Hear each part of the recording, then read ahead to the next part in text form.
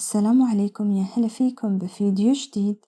فيديو اليوم حلا كريم كراميل بارد. اشتركوا بالقناة، لايك وشير للفيديو ويلا نبدأ.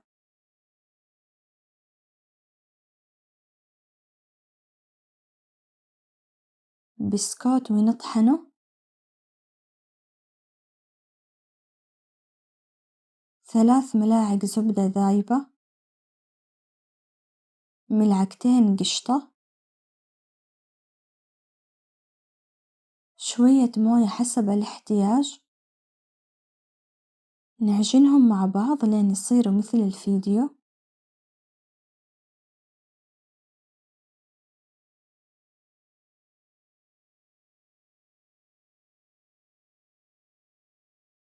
نحطهم بالصينية.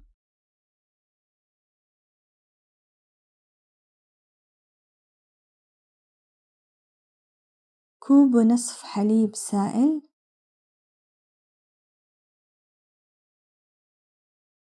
ظرف كريم كراميل. نخلطهم، نحطهم على النار ونحركهم لين يغلوا.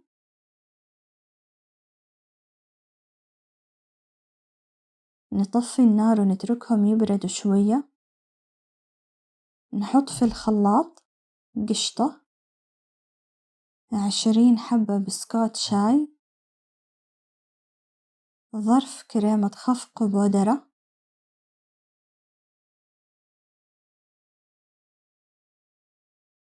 خليط الكريم كراميل. نخلطهم، نحطهم على البسكوت، ندخلهم الثلاجة 3 ساعات أو أكثر. نخرجهم ونحط عليهم كاكاو بودرة للتزيين.